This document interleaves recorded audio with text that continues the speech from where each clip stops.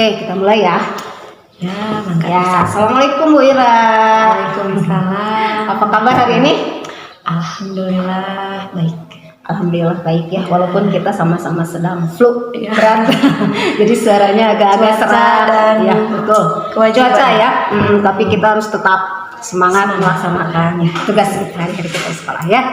Bu Ira, saya ucapkan terima kasih sudah memberikan waktu untuk saya berbincang-bincang sama Bu Ira hari ini. Ya, sama-sama. Karena saya ada tugas sebagai guru penggerak, calon guru penggerak untuk melaksanakan praktek coaching ya dalam supervisi akademik.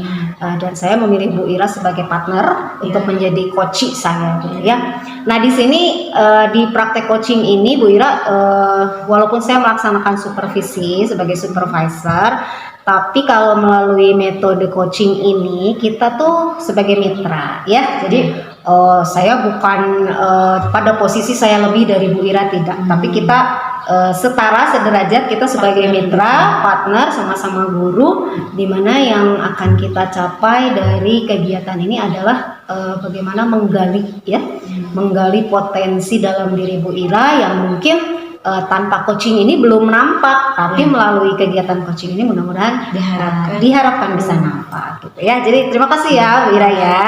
Oke, percakapan kita ini kita laksanakan sebelum saya besok rencananya akan masuk ke kelas ibu ya untuk melaksanakan observasi. Nah, kegiatan ini disebutnya praobservasi. Jadi sebelum observasi saya sama Bu Ira ngobrol-ngobrol dulu gitu untuk mempersiapkan besok tuh yang mau diobservasi di kelas tuh apa saja gitu ya. Jadi saya boleh tanya-tanya sedikit ya Bu Ira ya. Oke.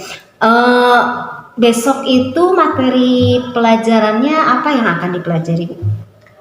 Kebetulan besok itu jadwal matematika. Matematika ya, matematika. Materinya tentang apa? Materinya tentang pecahan uang. Pecahan uang. Ya. Oke. Anak-anak pasti seneng tuh ya. Ya. Biasanya mungkin akan mudah-mudahan lebih cepat dimengerti karena mereka itu mereka setiap hari menggunakan itu. Menggunakan uang. Jadi lebih relate ya dengan mudah-mudahan mereka ya. akan lebih cepat paham lah. Oke, sip. Terus tujuan pembelajarannya tuh apa Bu besok tuh yang ingin dicapai? Tujuan pembelajarannya yaitu anak mengenal pecahan uang. Anak bisa mengenal pecahan uang. Dapat mengenal pecahan uang. Kemudian si anak dapat membandingkan pecahan uang itu, lalu mengurutkan mana nilai uang yang terendah dan mana nilai uang yang terbesar gitu, yang paling mahal dan yang paling murah gitu. Jadi ada 3 kompetensi di situ ya, mengenal uang, kemudian membandingkan nilai uang tersebut, kemudian mengurutkan. Oke, sip. Lalu untuk mengajarkan materi itu, Bu Ira pasti punya langkah-langkah pembelajarannya ya. Nah, apa aja sih langkah-langkah pembelajarannya? Yaitu pertama, saya akan membuat kelompok terlebih dahulu.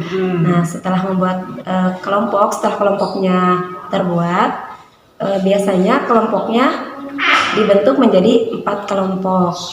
Kemudian setelah 4 kelompok itu saya berikan arahan. Setelah dibuatkan arahan, nanti si anaknya itu akan praktek menggunakan uang dengan cara berbelanja ke kantin sekolah. Oke, sip. Seru sekali ya kelihatannya ya.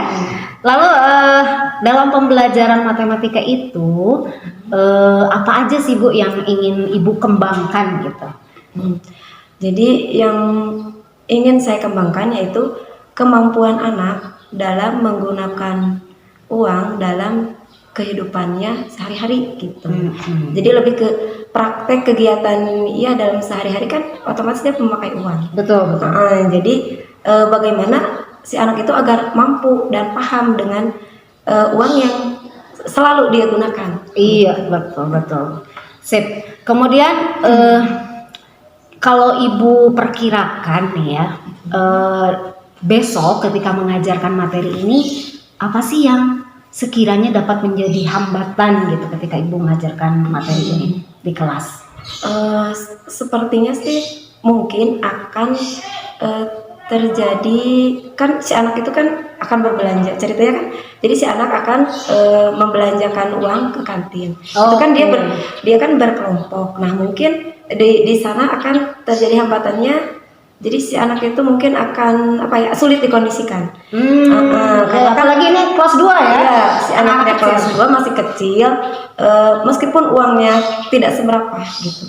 Dan saya memang sudah sudah mengarahkan mereka untuk berbelanja tidak terlalu banyak, hanya 3 macam dan harganya berbeda-beda. Tapi dengan kelompok yang jumlahnya itu 10 ada yang 10, 7 ya tergantung ini maksimalnya 10, minimalnya kan ada 7 gitu, 7 anak. Nah itu kemungkinan besar akan sulit dikondisikan. Karena dengan mungkin di sananya akan berebut atau yang lainnya lah gitu. Hiruk pikuk gitu ya. Gitu. Jadi di kantinnya mungkin akan sedikit ricuh gitu. Iya betul. Karena kantin sekolah kita kecil ya. Ya kebetulan kantinnya juga kecil. Nah apa yang akan Ibu lakukan? Strategi apa yang akan Ibu gunakan untuk mengatasi hambatan itu besok? Mungkin karena saya kira nantinya akan sulit dikondisikan, jadi kalau solusi dari saya kemungkinan akan diwakilkan saja oleh ketua atau hanya beberapa anggota. Kalau misalnya dari 10 mungkin 2 saja, 2 atau 3, jadi tidak terlalu banyak yang ke kantin. Jadi nanti diwakilkan, si anak membawa catatan, setelah membawa catatan si anak nanti melaporkan ke anggota yang lain. Begitu sudah sampai di kelas. Supaya lebih kondusif ya, Bu Ira ya. Oke. Lalu untuk melaksanakan atau untuk mencapai tujuan pembelajaran besok, komitmen apa yang dari sekarang Ibu pegang gitu? Sebetulnya memang akan terjadi, mungkin akan ada hambatan, tapi meskipun ada hambatan, saya bertekad untuk mengajari anak dengan baik supaya mereka paham dengan materi yang harus saya sampaikan gitu. Dengan materi yang materi pembelajaran yang ada, mudah-mudahan diharapkan mereka paham dan saya akan berusaha supaya anak paham gitu dengan materi. Oke, sip, bagus sekali Bu Ira ya. Saya doakan semoga besok Ibu bisa mencapai tujuan pembelajaran yang tadi sudah dirancang ya, melaksanakan kegiatannya dengan baik dan lancar, dan terutama Ibu Iranya sehat ya. Itu Ibu Ira, anak-anak semuanya sehat ya. Baik, sebelum saya tutup, mungkin saya akan mengulang kembali ya. Khawatirnya saya ada yang terlewat atau misalnya gagal paham ya dengan apa yang tadi Bu Ira sampaikan. Jadi tujuan pembelajaran yang akan dicapai besok adalah siswa dapat mengenal uang pecahan uang, kemudian membandingkan pecahan dan juga mengurutkan ya. Kemudian area pengembangan yang hendak dicapai itu Bu Ira ingin agar anak memiliki kemampuan untuk menggunakan uang itu melalui praktik kegiatan sehari-hari ya. Kemudian strategi yang dipersiapkan oleh Bu Ira untuk kegiatan belajar besok adalah dengan berdiskusi dan juga praktik langsung ke kantin sekolah. Tentu anak-anak akan suka sekali ya Bu Ira ya. Baik, sebagai penutup saya ucapkan terima kasih kepada Bu Ira yang sudah meluangkan waktunya. Semoga apa yang Ibu rencanakan bisa berjalan dengan lancar. Amin. Terima kasih ya Bu Ira ya. Yuk.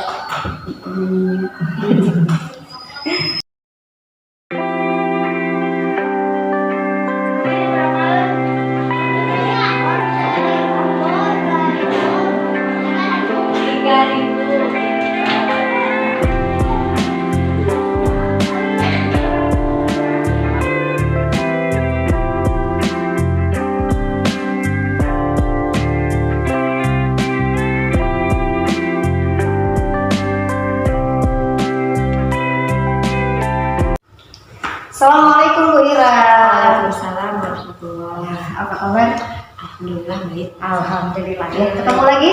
Ya. Kita di tahap yang ketiga setelah sebelumnya kita melakukan tahapan pasca observasi, kemudian observasi, dan sekarang di tahapan pasca observasi ya, sebelumnya pra observasi. Oke, Bu Ira, untuk mengawali kegiatan kita hari ini, saya ingin menyampaikan kembali hasil dari percakapan pra observasi kita ya. Jadi sebelum observasi kita kan sudah ngobrol-ngobrol dulu ya, apa yang mau diobservasi di kelas. Nah, hasilnya adalah yang pertama untuk tujuan pembelajarannya di kelas Bu Ira itu di pelajaran matematika, Bu Ira ingin siswa itu mengenal pecahan uang. Kemudian yang kedua bisa membandingkan nilai pecahan uang dan mengurutkan ya gitu. Kemudian area pengembangan yang hendak dicapai sama Bu Ira ketika mengajar adalah Bu Ira ingin siswa itu dapat menggunakan uang melalui praktik kegiatan sehari-hari ya. Kemudian strategi yang sudah Bu Ira persiapkan pada waktu itu adalah yang pertama pembelajarannya dibuat dalam bentuk kelompok ya, di mana nanti perwakilan kelompoknya akan praktik berbelanja di kantin sekolah, kemudian hasilnya dilaporkan kepada teman-teman kelompoknya dan kemudian dilakukan diskusi kelas. Seperti itu betul Wira ya?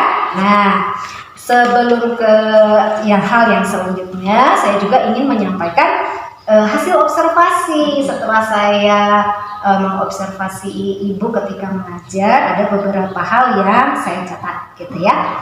Yang pertama aspek dan strategi pengembangan pengelompokan siswa ya. Di situ saya sudah melihat bahwa Bu Ira sudah melaksanakan itu ya. Kemarin di kegiatan pembelajaran itu Bu Ira sudah mengelompokkan siswa dengan baik ya. Kemudian yang keduanya praktik berbelanja ke kantin, itu pun sudah dilaksanakan sesuai dengan yang sudah direncanakan ya. Praktiknya itu dengan bimbingan dan arahan dari Bu Ira secara langsung, itu sudah dilaksanakan dengan baik juga. Kemudian yang ketiga adalah diskusi kelompok ya. Diskusi kelompok pun sudah ada, sudah dilaksanakan, berjalan sudah cukup lancar ya Bu Ira ya, walaupun ya ada sedikit-sedikit trouble ya, maklum anak kecil gitu ya, agak-agak kurang fokus ketika mereka melihat jajanan yang dibeli oleh kawan-kawannya gitu ya, jadi agak harus memfokuskan kembali anak untuk ke pembelajaran gitu ya. Kemudian juga diskusi kelas ya, diskusi kelas pun sudah dilaksanakan, di mana diskusinya berjalan cukup baik dan siswa juga dapat mengikuti pembelajaran itu dengan baik. Tetapi itu kan baru dari sudut pandang saya ya Bu Ira sebagai observer. Tetapi saya yakin Bu Ira punya cara pandang sendiri ya. Oleh karena itu pada pertemuan kali ini kita akan bertujuan untuk membahas hasil refleksi pembelajaran yang sudah Ibu laksanakan. Kemudian kita juga akan menetapkan nanti tindak lanjut dari hasil refleksi itu seperti apa ya.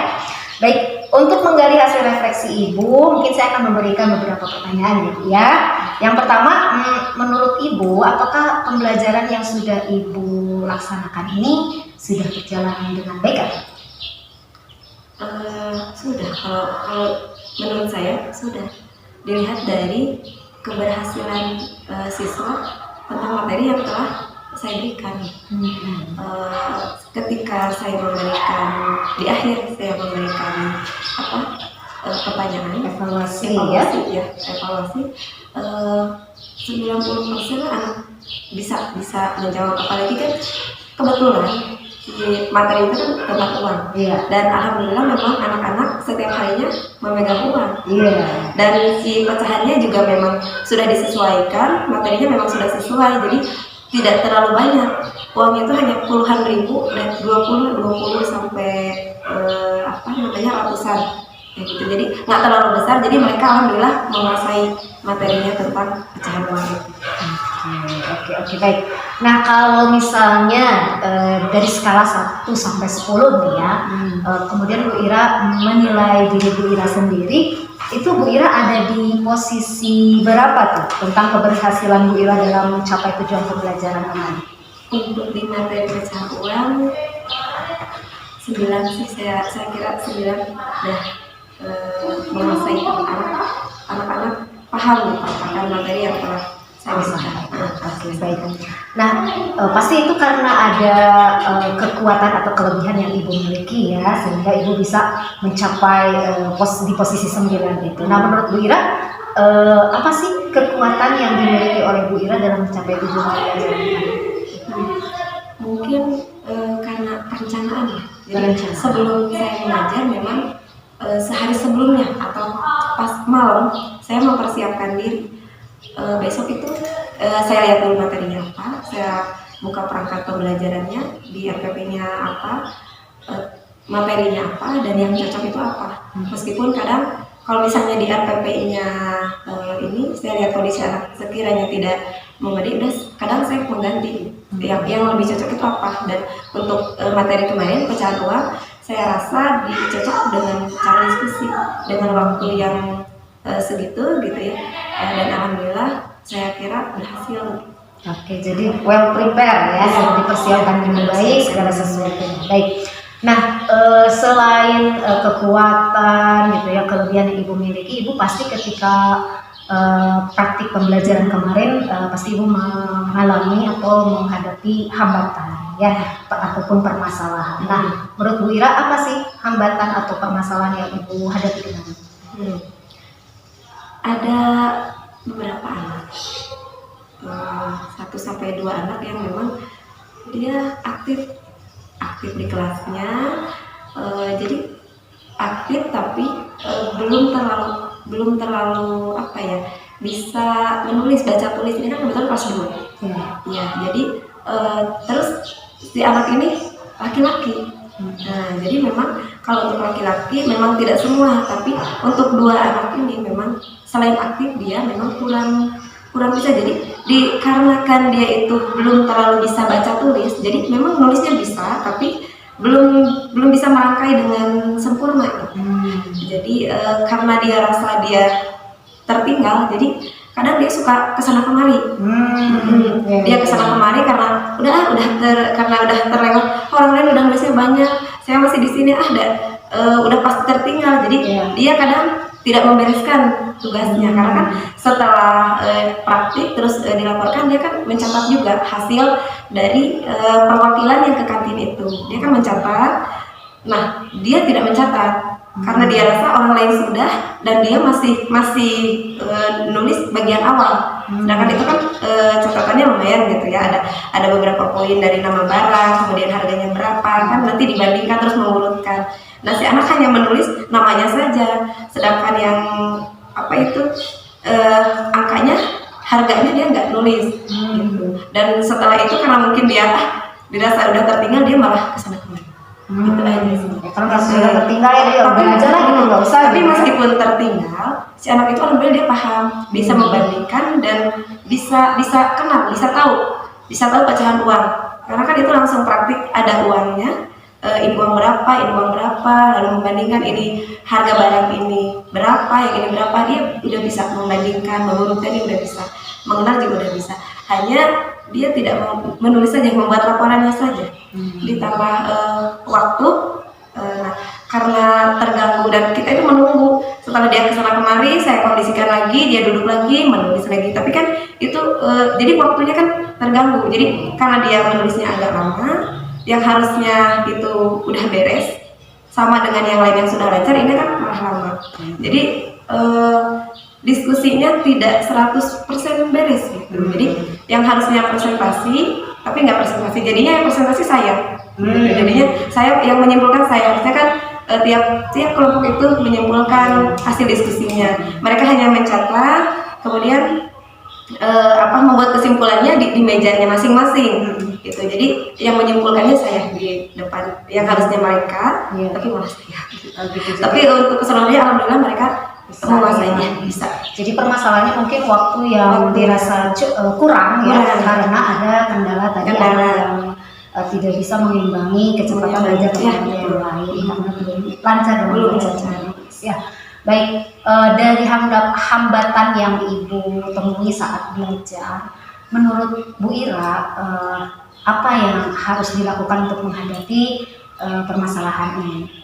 Solusi atau strategi apa yang kemudian akan Bu Ira terapkan? untuk mengatasi masalah ini. Iya, biasanya itu kan anak yang aktif gitu ya.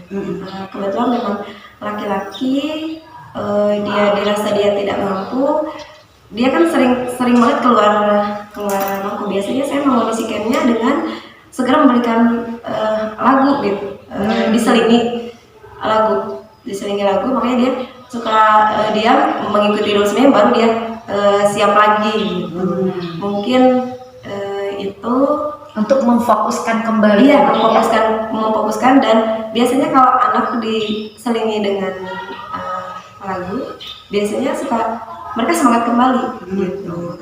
Jadi dia bisa fokus kembali biasanya.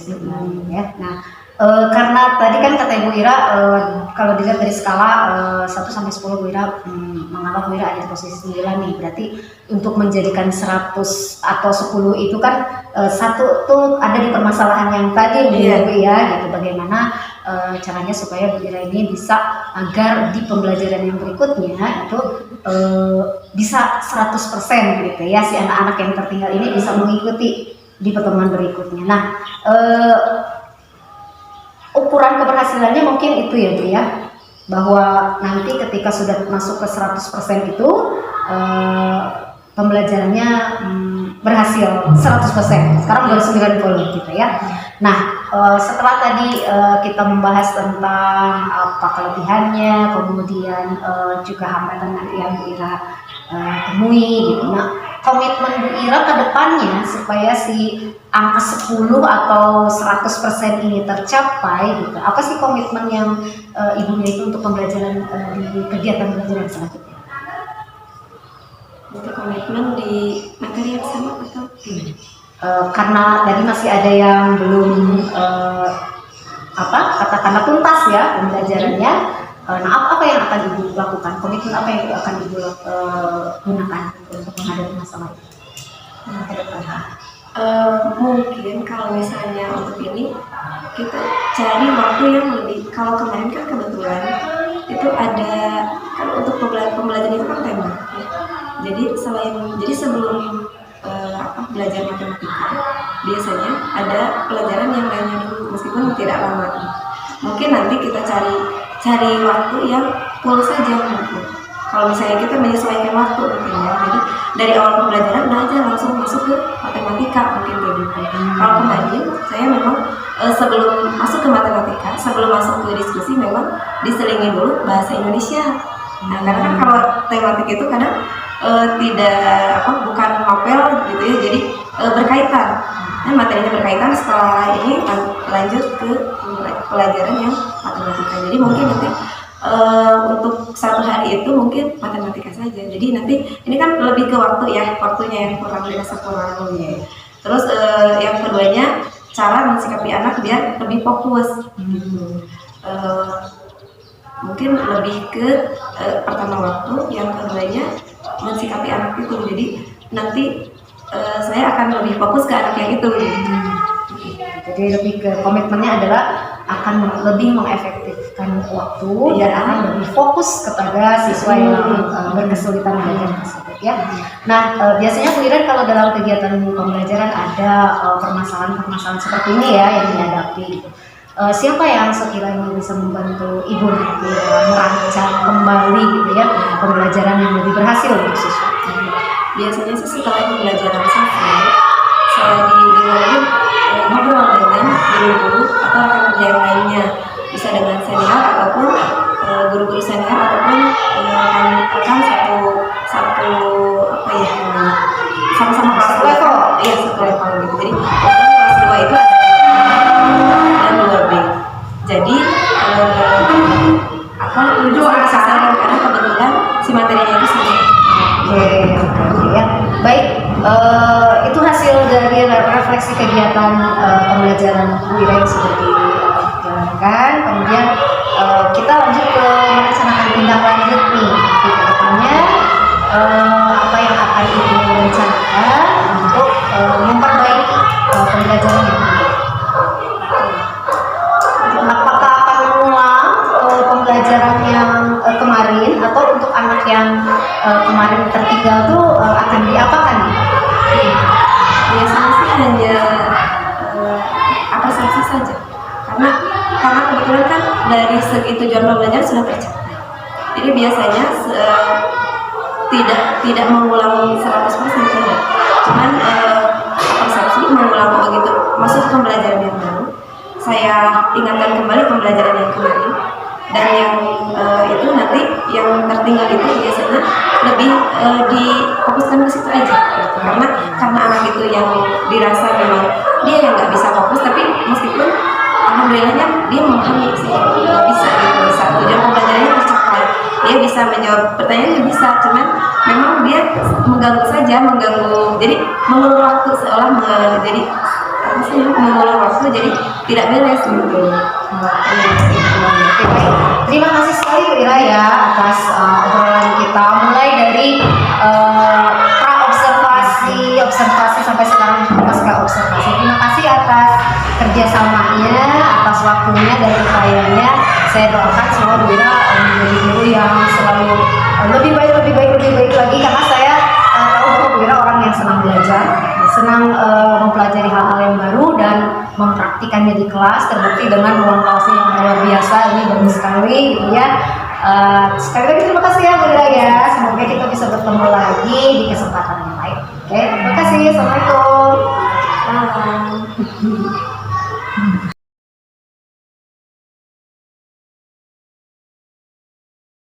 Setelah barusan saya memantau percakapan antara coach dan coachi, tujuannya udah nampak, alhamdulillah. Juga melakukan percakapan umpan balik udah nampak. Lalu perencanaan untuk pengembangan diri si coachi itu udah ada. Jadi alur tirtanya udah muncul, alhamdulillah. Ada rencana aksi, terus rencana ke depan untuk komitmen atau tanggung jawabnya udah muncul, alhamdulillah. Setelah ini perasaan ibu setelah melakukan percakapan pra-observasi ini, apa perasaannya?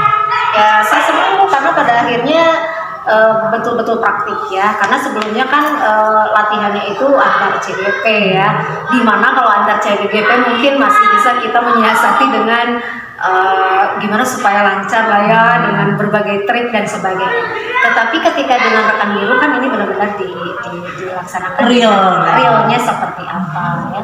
Dan alhamdulillah saya mendapatkan partner yang sangat mendukung di sela kesibukan dan juga kepentingan beliau yang lainnya gitu ya. Alhamdulillah selalu menyempatkan waktu gitu ya, itu sangat support sekali. Jadi alhamdulillah saya merasa senang, dan ini juga jadi pengalaman pertama Bu, karena kan saya sebagai guru pastinya belum pernah ya mensupervisi gitu. Alhamdulillah akhirnya saya bisa merasakan yang namanya menjadi supervisor itu seperti apa, tetapi dengan metode coaching yang tentu saja berbeda dengan supervisi akademik biasanya ya, yang biasanya itu kan mungkin sistemnya metodenya konseling gitu ya, atau mentoring gitu, tapi ini coaching, jadi lebih mengalir aja gitu, tidak ada beban gitu ke kitanya gitu, karena posisi kita tidak untuk memberikan solusi, tetapi kita hanya membantu rekan kita supaya menemukan solusi terbaik menurut dia sendiri, versi dia sendiri, bukan versi kita gitu. Sip, alhamdulillah Bu Santi, good job. hebat, semangat. Hebat. Oke, terima kasih Bu.